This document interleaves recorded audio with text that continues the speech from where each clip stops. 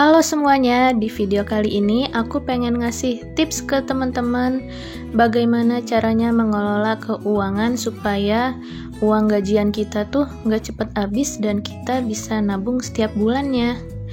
Dan tips ini nggak cuma berlaku buat yang udah berumah tangga kok, tapi buat teman-teman yang belum menikah, yang masih kuliah, atau yang sudah bekerja juga bisa pakai cara mengelola keuangan kayak gini. Dan ini tuh emang bener-bener manjur banget buat bikin kita nggak jadi orang yang boros.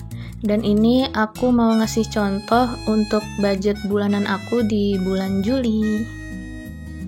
Buat teman-teman yang mau menerapkan cara menabung kayak gini juga, pastikan dulu kalau kalian itu punya pendapatan setiap bulannya ya. Boleh tetap, boleh enggak, yang penting kalian itu punya penghasilan dari pekerjaan kalian. Jadi makanya tadi aku bilang cara ini nggak cuma buat yang berumah tangga, tapi yang masih kuliah, yang kerjanya masih part time sambil kuliah juga bisa dicontoh. Nah, di sini berhubung aku udah nikah, jadi aku ngasih contohnya untuk mengelola keuangan tuh dari gaji suami yang ditransfer sama suami setiap bulannya ke aku untuk aku kelola. Karena kalau pendapatan aku sendiri, aku kan punya bisnis sama suami dan aku yang mengelola, dan itu pendapatannya nggak tetap.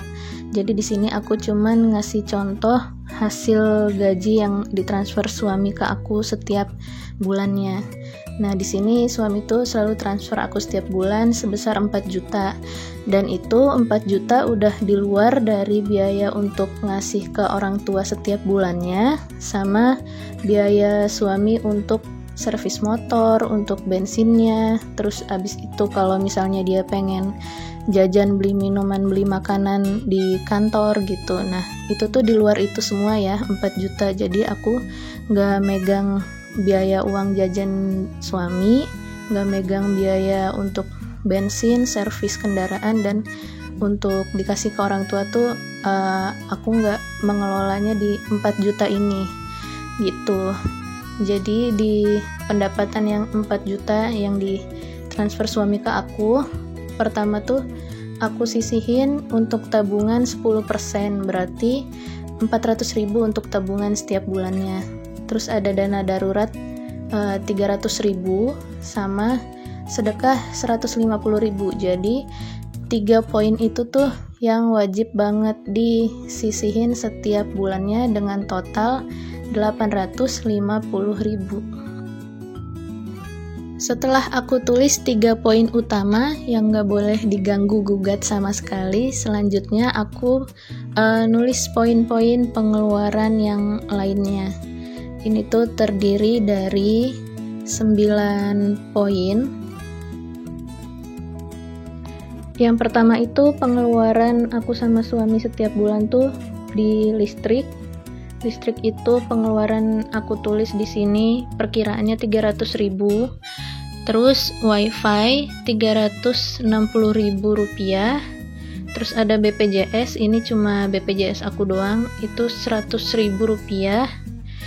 Belanja bulanan aku tulis di sini 500.000 rupiah. Jadi belanja bulanan itu mencakup beli-beli alat kebersihan, alat mandi, terus kayak contohnya sabun cuci piring, cuci baju, pengharum, dan lain-lain. Terus di sini ada belanja mingguan juga, setiap minggunya aku sisihin 200.000 setiap minggu. Jadi belanja mingguan ini belanja lauk pauk sama sayur-sayuran. Dan biasanya juga ada di belanja bulanan juga sih, aku belanja untuk bahan-bahan masak kayak bumbu dapur dan sebagainya. Terus di sini juga ada tabungan pendidikan anak. Jadi pas aku tahu aku hamil, di awal-awal tuh aku sama suami udah memutuskan untuk mulai nabung untuk tabungan pendidikan anak. Dan kita tuh nabungnya bukan nabung uang, tapi nabung emas. Dan nabung emasnya nggak nyicil gitu, nggak misalnya 500.000 setiap bulan gitu, nggak. Jadi kita itu nabung emasnya dengan beli emas 1 gram setiap bulan. Dan di sini aku nulis 900.000, itu perkiraan emas 1 gram lagi saat-saat seperti ini. Dan terus ada satu lagi poinnya, nomor 10 itu pulsa. aku tulis 50.000 itu bisa pulsa atau kuota, karena aku juga akhir-akhir ini udah nggak pernah keluar rumah lagi karena udah hamil besar, terus lagi masa pandemi kan, jadi kemungkinan pulsa atau kuota ini bisa lebih kecil pengeluarannya. Setelah aku totalin pengeluaran dari 10 poin ini itu totalnya 3.010.000 rupiah. Dan di sini tadi aku menghitungnya belanja mingguan itu aku gabung jadi 800.000 karena 200.000 setiap minggu, 200.000 dikali 4 jadi 800.000. Terus langkah selanjutnya aku hitung dari pendapatan dikurang pengeluaran. Cara menghitungnya, kita tulis dulu pendapatan yang tadi ada 4 juta, terus dikurang. Nah, di dalam kurungin dulu itu yang 3 poin utama sama pengeluaran yang 10 poin tadi ditambah dulu jadi 3.860.000. Jadi 4 juta dikurang 3.860.000, kita dapat hasil 140.000 rupiah itu sisanya yang gak diapa-apain. Jadi selama sebulan ini kita diamin dulu 140.000-nya. Ibaratnya itu jadi cadangan dulu.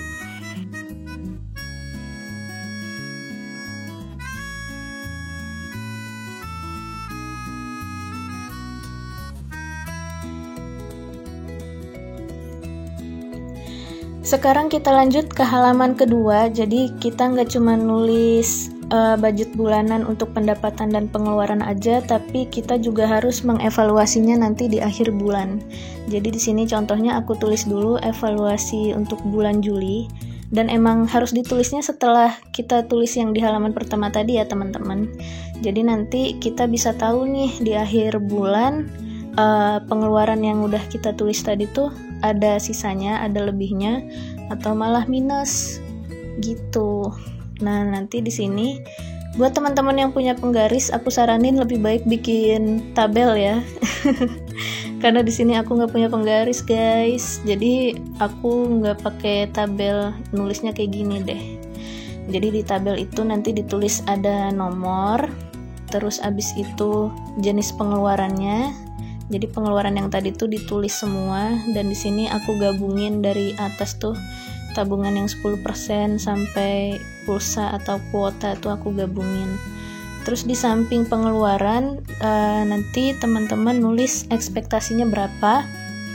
Di sampingnya ada realita, dan terakhir ada selisih. Nah, di ekspektasi nanti kalian tulis harga-harga yang udah kalian tetapin di halaman pertama tadi tuh berapa aja. Sedangkan untuk kolom realita nanti kalian tulis itu pengeluaran yang sebenarnya ada berapa. Nah, kalau di sini aku udah nulis untuk tabungan, dana darurat, sedekah, dan BPJS, karena tabungan sama dana darurat langsung aku transfer lagi ke rekening aku yang lain yang khusus buat nabung. Terus abis itu BPJS udah aku bayar, dan sedekah juga udah aku masukin di dompet kebaikan Kita Bisa. Jadi aku punya aplikasi Kita Bisa untuk sedekah setiap harinya. Terus di sini ekspektasi aku jumlahin lagi yang tadi 3.860.000. Nah, balik lagi ke halaman pertama. Di sini aku mau nunjukin amplop warna-warni. Ini aku bikin sendiri loh. Jadi ini fungsi amplopnya untuk nyimpan uang-uang yang udah aku tetapin untuk pengeluaran belanja mingguan dan bulanan. Jadi di minggu pertama itu ada amplop warna hijau. Itu kan 200.000 di minggu pertama. Jadi aku masukin 2 lembar uang 100.000 ke amplop warna hijau yang minggu pertama. Jadi kalau aku mau belanja sayur atau lauk pauk, aku ngambil duit dari amplop warna hijau di minggu pertama. Lanjut ke minggu kedua, itu ada amplop warna kuning 200.000 juga. Jadi nanti pas udah masuk minggu kedua, aku kalau mau belanja ngambil uangnya di amplop yang warna kuning. Gitu deh seterusnya sampai minggu keempat. Di minggu ketiga amplopnya warna orange, dan minggu keempat amplopnya warna merah. Jadi lebih semangat aja gitu nyimpen duit kalau misalnya amplopnya warna-warni.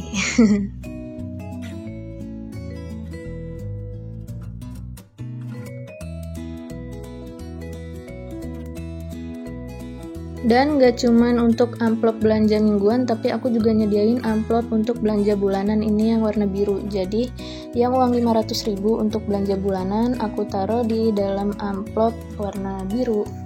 Dan aku biasanya kalau belanja bulanan juga gak langsung ngambil 500.000 sekaligus semuanya, takutnya langsung habis. Jadi aku lihat dulu nih, kalau misalnya sampo sama sabun yang udah habis, aku ambil 100.000. Terus ya udah belanjanya cuman sampo sama sabun aja gitu. Lagi pula sekarang ini aku juga belanja bulanan ke warung dekat rumah supaya aman, karena pandeminya masih berkeliaran ya teman-teman. Jadi lebih baik kita juga bantu mensukseskan jualannya tetangga. Terus kelima, amplop warna-warni ini bakalan aku simpan di binder paling belakang, jadi biar jadi satu kesatuan aja gitu sama catatan pemasukan dan pengeluarannya. Dan nantinya di video selanjutnya aku bakalan ngasih tutorial DIY cara bikin amplop warna-warninya. Jadi jangan lupa subscribe, like, komen, dan share video ini kalau menurut kalian bermanfaat. Terima kasih.